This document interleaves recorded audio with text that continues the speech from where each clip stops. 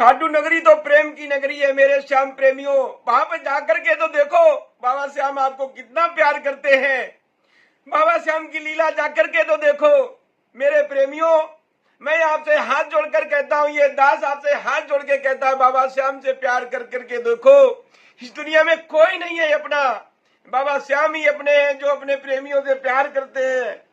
दुनिया में कोई अपना नहीं है मेरे प्रेमियों। जय श्री श्याम प्रेमियों। तो मैं आपको बाबा श्याम की एक कहानी बताने वाला हूं कि जो कि अनन्य भक्त हैं बाबा श्याम की, मेरठ की रहने वाली रमा जी बाबा श्याम की बड़ी ही अनन्य भक्त हैं और रमा जी के कोई भाई भी नहीं है। रमा जी ने बाबा श्याम को अपना भाई बनाया हुआ है। जब भी वो घर में रहती हैं तो घर में भी पूजा पाठ बहुत करती हैं, बाबा श्याम का गुणगान करती हैं। सोते जागते बैठते उठते बाबा श्याम का गुणगान उनके मन से, उनके दिल से ध्वनि चलती रहती है लगातार। और वो हर 11 को 5 साल से हर 11 को बाबा श्याम के दर्शन के लिए जाया करती हैं। तो ऐसा ही हुआ, अभी पीछे जो 11 निकल के गई है वो बाबा श्याम के दर्शन के लिए अपने पति और बच्चे के साथ में, और उनके बूढ़े माता पिता भी साथ में होते हैं, उनको लेके वो जाती हैं दर्शन के लिए। शाम को गाड़ी पहुंच जाती है रिंगस, वो रिंगस विश्राम करती हैं होटल में आराम से। सुबह उठ के नहा धो के पति के साथ और बूढ़े माता पिता के साथ में, वो सास ससुर के साथ में वो दर्शन करने को चली जाती हैं। वहां जाने के बाद देखती हैं भीड़ इतनी ज्यादा बढ़ती जाती है, वो किसी दुकान के सहारे से खड़े हो जाते हैं क्योंकि गोद में छोटा बच्चा परेशान होता है। उनके बूढ़े माता पिता वो भी बहुत परेशान होते हैं। इस तरह बहुत टाइम हो गया, भीड़ खत्म होने का नाम नहीं ले रही, भीड़ तो उल्टा बढ़ती जा रही क्योंकि 11 का चकाचौंध ऐसा होता है। 11 का त्योहार ही ऐसा होता है बाबा श्याम के दरबार में। जो एक बार जाता है वो बार बार जाने का मन करता है क्योंकि बाबा श्याम अपने भक्तों से इतना प्यार करते हैं। भक्त क्या इतना प्यार करेंगे बाबा श्याम के दरबार में, जो एक बार चला जाता है वो भक्त बाबा श्याम का हो जाता है क्योंकि बाबा श्याम उस भक्त को इतना दुलार लुटाते हैं कि वो भूल नहीं पाता है बाबा श्याम को। इसी तरह इनके साथ होता है, भीड़ इतनी ज्यादा हो जाती है और भीड़ ज्यादा होने के कारण ये लाइन में लगती हैं तो धक्का मुक्की में लाइन से बाहर निकल जाती हैं और उनको बाबा श्याम के दिल से पूरे दर्शन नहीं हो पाते हैं। ये बैठ के रोने लग जाती हैं। इनके पति पूछते हैं, रमा जी क्या हुआ आपको? तो कहती हैं, आज तो मैंने भैया के दर्शन भी नहीं कर पाए और मुझे लोगों ने धक्का मार के बाहर निकाल दिया। इसी तरह ये लोग बाहर आ जाते हैं और होटल में रुक जाते हैं। अब कहते हैं कि कल सुबह मैं दर्शन दोबारा फिर करेंगे। बाबा श्याम से यही अरदास लगाती हैं कि बाबा श्याम मेरे भैया कल ऐसी भीड़ ना हो, आपके दरबार में भीड़ थोड़ी कम हो, हम ढंग से आपके दर्शन कर सके। सुबह होते ही ये लाइन में लग जाते हैं और भीड़ तो फिर भी बहुत ज्यादा होती है। उसी टाइम वहां पे एक 11 वर्ष का लड़का आता है, बच्चा। वो कहता है मैं आप सबको दर्शन करा दूंगा, आप चलो मेरे साथ में। वो आगे जो वीआईपी लाइन होती है उसमें लग जाते हैं, ले जाता है वो सबसे आगे दर्शन कराने के लिए। जैसे ही आगे दर्शन करने के लिए जाते हैं देखते हैं कि सारा जो इनके हाथ में प्रसाद था, अर्जी का पेपर था और जो भी इनके हाथ में था जो अर्जी और प्रसाद का सामान, सारा मंदिर में देने के बाद में वो लड़का वहां से अचानक ही गायब हो जाता है। और ये कहती है तो बाबा श्याम का चमत्कार है, बाबा श्याम ही थे जो मुझे पूरी लाइन से पीछे से खींच के लाई, आगे मुझे दर्शन कर दिया, खड़ा कर दिया। धन्य है मेरे श्याम, मेरे बाबा, जो आपने इस तरह मुझे दर्शन कराया। ये आपका चमत्कार जीवन में नहीं भूलूंगी। इस तरह रमा जी के आंखों से आंसुओं की धारा बहती जा रही है लगातार।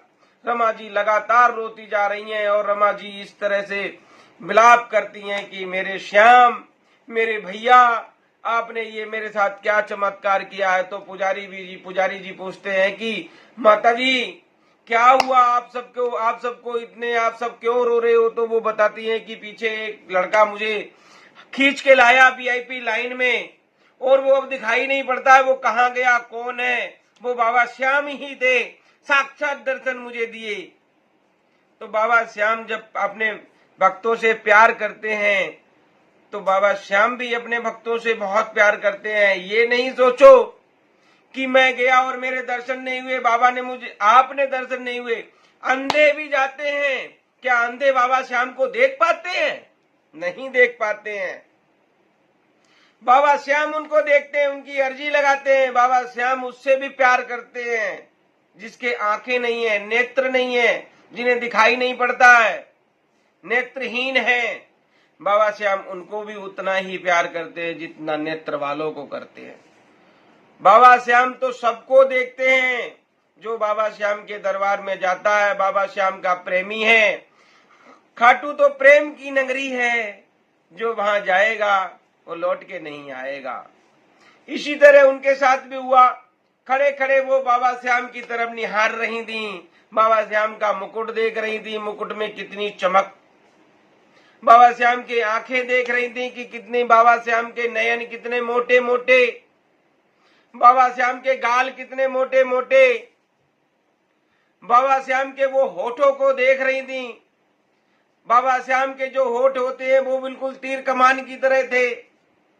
नयन इतने थे, कटाक्ष नयन, जो बाबा श्याम अपने भक्तों को ऐसे करके भी देख लेते हैं, पूरा लंबा करके पीछे का हम आप नहीं देख सकते हैं। बाबा श्याम की ऐसी अद्भुत लीला को देख के सभी भक्त चकाचौंध रह जाते हैं और कहते हैं कि बाबा श्याम धन्य है, आपने मुझे पार लगाया। इस भवसागर में मेरी नाव फंसी हुई है, आपके दर्शन होने से मेरा तो सौभाग्य खुल गया।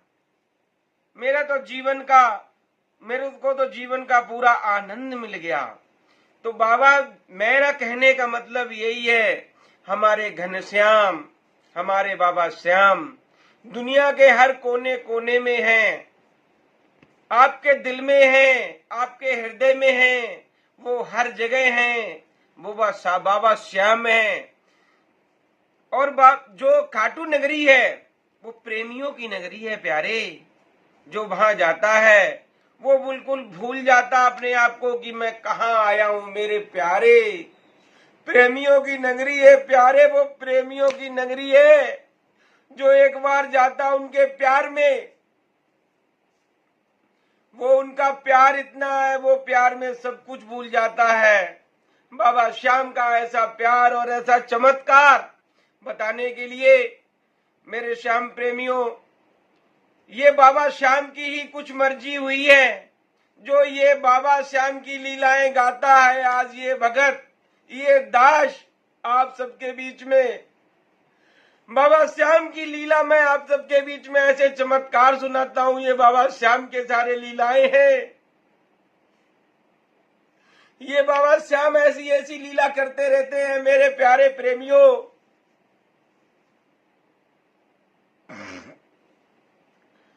मेरे प्रेमियों, आप सबसे हाथ जोड़कर यही निवेदन है कि वो प्रेम की नगरी है, प्रेम करना है तो बाबा श्याम से करो।